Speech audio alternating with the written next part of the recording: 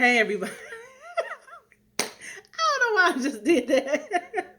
It's Miss Marcy, y'all, and I'm back with my review of Insecure. We on episode 3 already, y'all. So let's get into it. This is Low-Key Thankful. So y'all know it's around Thanksgiving time. So anyway, Lawrence and Cordona, they done laid up. They done had a little sleepover, honey.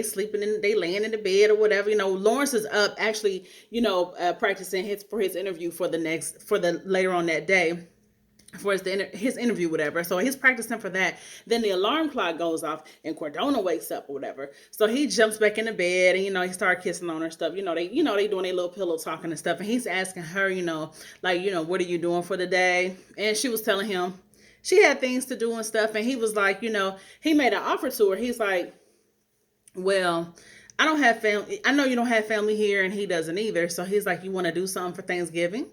And she was like, well, I have a Friendsgiving that I'm doing at my house or whatever. And he kind of like, and basically expresses to her that he would like to come. So she's like, oh, okay, okay. And so, so they basically agreed to that. So there, I think that Lawrence really likes her, and I think that she motivates him to want to do better. Whereas when he was with Issa, it wasn't like that. It seemed like he really wasn't motivated when he was with Issa. Let me tell you, this show is one of the realest fucking shows out there, because so much of what they go through and what they just, even the feelings that they possess that people don't like to admit or talk about, Issa captures that. Issa and whoever the other writers are, they capture that. And that's why I'm so drawn to this show, because I be like, man, you really do be feeling like that on the low, but you may not want to admit it. But that's why I rocks with this show hard. So anyway, Lawrence was supposed to meet up with some investors, but they pulled out. So he felt kind of bummed out about that. So he was riding in the car the next day with the one guy. I actually do not know that guy's name. I know Derek's name, but I do not know the other guy's name. They don't say his name enough. But anyway, so they were riding in the car, and he was just like, Lawrence was just like, I feel like my parts of my life don't never be like, everything is always, something's missing. Either my love life is on point, and my career life is just something's lacking. So he's just never feeling fully complete. So he expressed that to him or whatever. And okay, so Issa's sitting at the coffee shop, which I guess is a coffee shop that Cordona had turned her on to. So Issa was sitting there. She had ordered some food and stuff, and while she was waiting on her food, she decides, she's looking online and she's doing some research or whatever. So Lawrence comes in there and he spots her, and he's like, Issa. So he goes over to her. They're cordial, and they hug and greet each other, exchange pleasantries, and they start talking and kind of laughing. So as they're laughing about movies and stuff, Cordona walks up and she's like, well, who died? I forgot what movie they were talking about, but, she's just like, oh my gosh, who died? So they include her in on the joke or whatever. But here we go again, another awkward as fuck moment. So Issa's like, okay, So she was like, so they called Issa to get her food. And so she was like, oh, well, I'm going to get my food to go. And Issa basically damn near just ran up out of there. Like, it was just too uncomfortable. And I don't blame her. It's like, okay. So Issa basically runs up out of there pretty much. So then she kind of looks back and she sees, Lawrence and Cordona hugging, And, you could tell it kind of bothered her a little bit. I think that Issa's been trying to, not let it bother her, because she genuinely does like Cordona. And Cordona has really been a big help to her. But at the same time, when feelings are real, it's hard to conceal. You can't really, you can't really hide them for too long. So anyway, so then we get to the scene where Molly and Issa are grocery shopping. And while they're grocery shopping for a few items for Thanksgiving, Molly basically asked Issa, like, you know what, Molly, sometimes the way she talk gets on my fucking nerves, because sometimes she be mumbling stuff, like, she'll say something, she'll like, and I had to rewind my fucking TV, like, what the fuck did she say? But anyway, so she asked Issa, like, do you think I should invite Andrew? I mean, and so Issa kind of turns up her nose, and she's like, I mean, you've only been going out with him for a few months. I mean, you gonna mess around and she was like, you gonna mess around and pull the old Molly and scare him off. Molly looked at her, she looked at her like, bitch. And Molly is just feeling so slighted by the comments Issa is making about her and Andrew. For some reason, it's really bothering Molly. So she's like, she just rolled her eyes or whatever. So Issa started putting some stuff back out of her car. She started putting it back on the shelf. And so Molly's like, what you doing? And so Issa was like, well, I cannot. She's like, I know I cannot afford this stuff. She was like, me and the block party is in, what she say, 2 weeks or something like that. And she was like, me and Cordona are already, in over our head or whatever, whatever.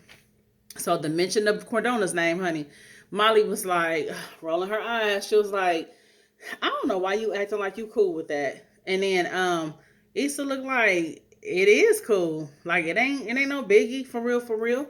And then Issa was like, matter of fact, I just saw them together the other day or today, whatever. And then Molly was like, what happened? And then Issa was just like, it was cool, good vibes, positive vibes and everything, like, And Molly was like, well, I guess if your thrumple was is a success.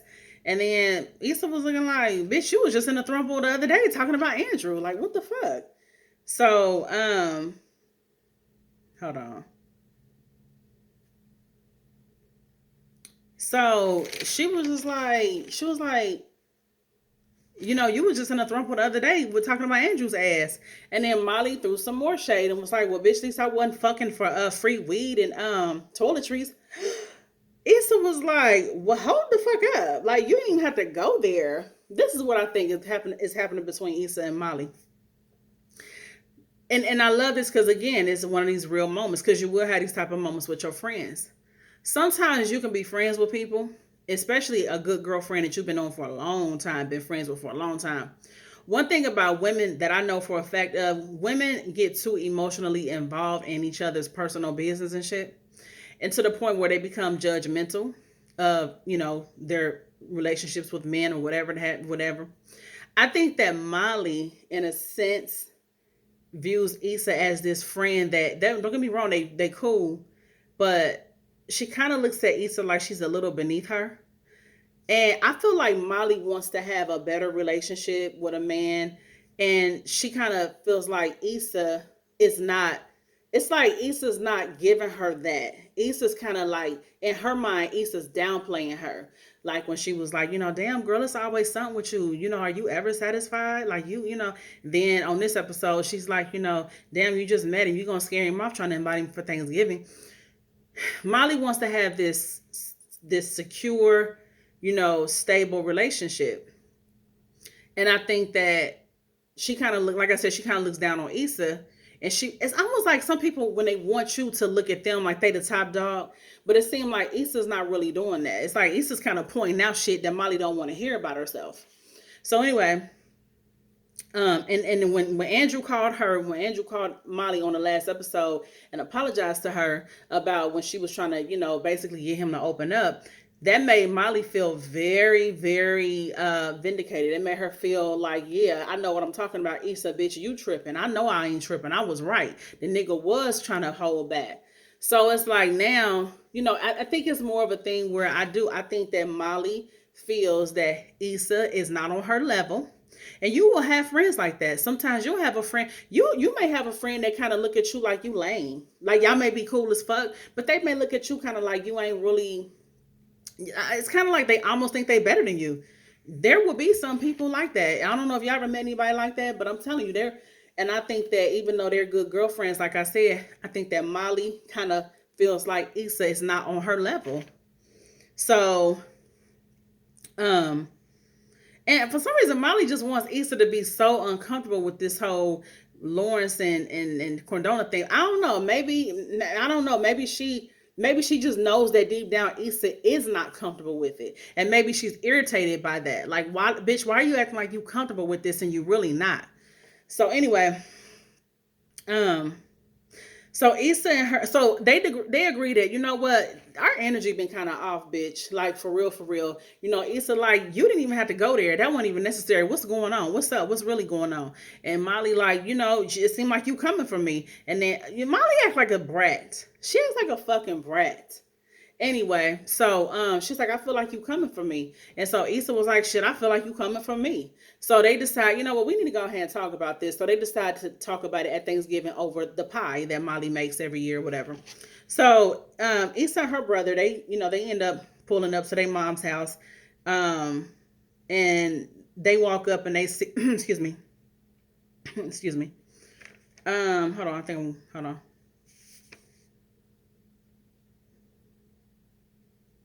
Hold on, y'all. Where am I at? Oh, Molly is at her parents' house, or whatever, and she's still mad at her dad. You know, I don't like how she acted towards her dad when he, you know, he comes from the back. He got these drinks in his hand. He's like, "Oh, I just brought your favorite drink up." She's like, "Oh, I'm just trying to skip sugar for now." You know, she's still mad at her dad because she found out he cheated on her mom years ago. But her brother checked the shit out of her, and we'll get to that. And I like the way he checked her, and he let her know, like, "Bitch, dad is a nigga like any other nigga. He's just a grown ass man, bitch." And I tell people all the time, your parents are your parents, but they are people too, and parents are subject to fuck up. To fuck up. Parents don't always do everything right, and parents can be called out on their shit respectfully. You know what I'm saying? So you be, just because somebody is your parent doesn't mean that they're always right. Molly is annoying to me. She reminds me, she just seems like a brat. You know what I'm saying? Like, oh my gosh, daddy, you cheated on mommy. Oh my gosh, bitch, your daddy a fucking man like any other man. Shit. So anyway, Issa and her brother are walking up to their mom's house, and I like how they had Wendy Raquel playing her mama. So they walking up to her mom's house or whatever, and they see the ambulance, and they like, oh my gosh, what the fuck? So they walk up and they see it's just I don't know if that's their mom's boyfriend. I don't think that's their dad. I don't know. I don't, maybe I didn't pay enough attention to that part, but he done slipped on some, what she say, some gravy sauce or something. And so they got to take him to the ambulance. Nothing serious, no serious injuries and nothing like that. Just he need to go to the hospital or whatever, whatever. And she was gonna go ahead and ride with him. So Issa and her brother decide to go get something to eat at a Mexican spot. They go get margaritas and shit and tacos and shit like that, or tortillas or whatever, tortilla chips or whatever. And meanwhile, Lawrence is over at Cordona's house making a good impression on her and her friends, honey. He's laughing, he's joking and stuff. He's like the life of the party in a way. Um, so, and he even volunteered to fix her sink, honey. See, Lawrence really likes her, and because he cares about impressing her, he wants to step his game up. He wants to just be the all. He wants to be that nigga. You know what I'm saying? Pretty much, he want to be that nigga for her. So, but I think, like I said, I think Cordona motivates him.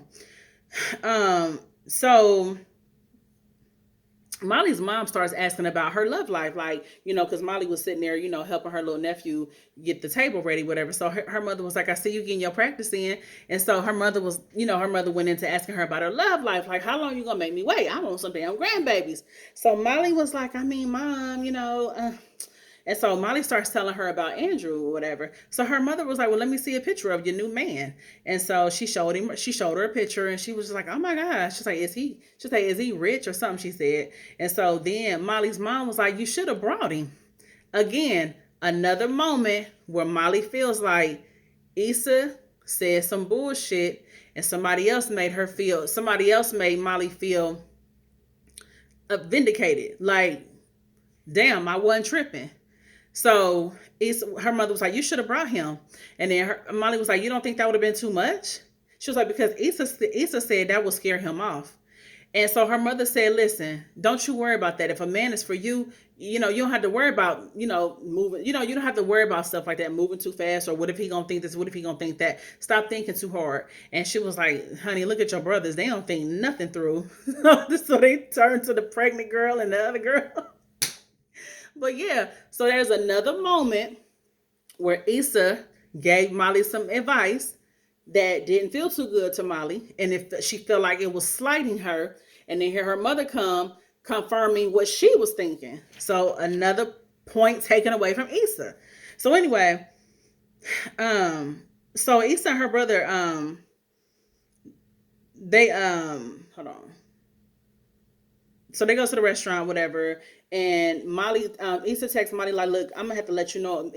Thanksgiving got kind of crazy. I'm gonna let you know about the pie because remember, like I said, Issa's supposed to go over to Molly's house later and get some pie, and, so they can talk and eat pie." So Molly texts back like, "Do you, girl?" It's a lot of little attitude in that. There's a lot. Sometimes through people's text, you can tell their attitude or whatever, and you can tell Molly was just over it, like whatever. Do you?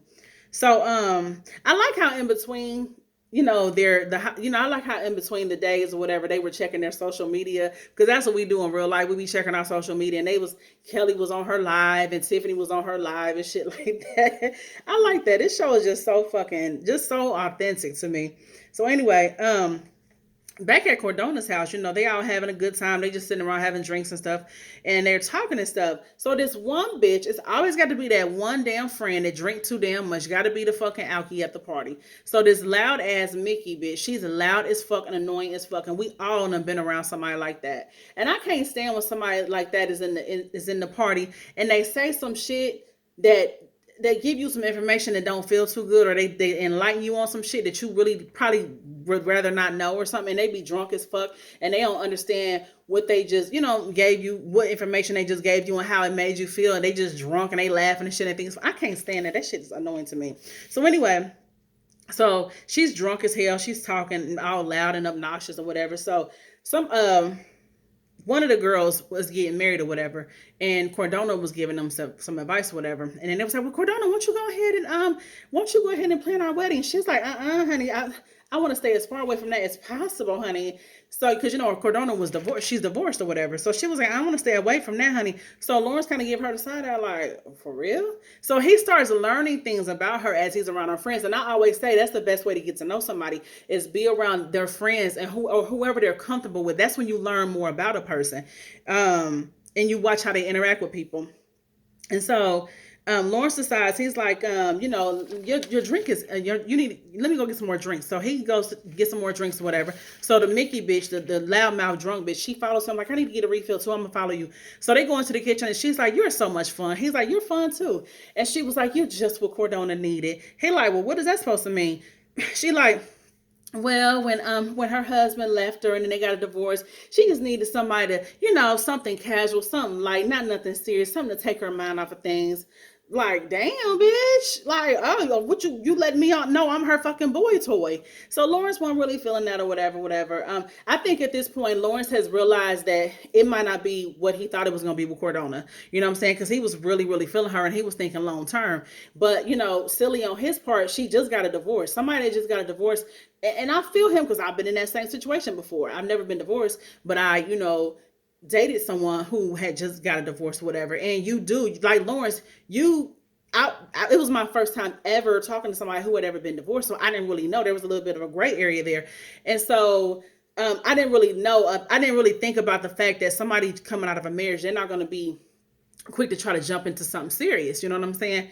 So Lawrence was really feeling her or whatever. And, she likes him too. And like the guy that I was talking to, he liked me as well, but we were not looking for the same thing. You know what I'm saying? Just like Cordona. And so basically that made Lawrence uncomfortable. So when everybody left, whatever,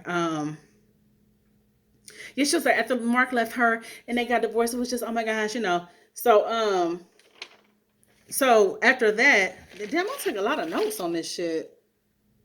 Damn. Oh my gosh, that's a lot. So anyway, so after that, after everybody left, whatever, he's like, he asked Cordona, like, no, Cordona basically, she mentioned the fact that she didn't invite him when everybody left and they were cleaning up. He stayed behind to help her clean up, whatever. So when everybody left, he was just she basically, he was like, I had a lot of fun or whatever, whatever. She made it her point to mention like, I really didn't even invite you. She was like, yeah, you kind of invited yourself, and he was like, well, damn, And then she was like, I just didn't want you to feel pressured or whatever, whatever. And so he was like, okay, so drunk Mickey was right. And she was like, what you mean? So he told her like, well, basically she let me know I was your fuck buddy.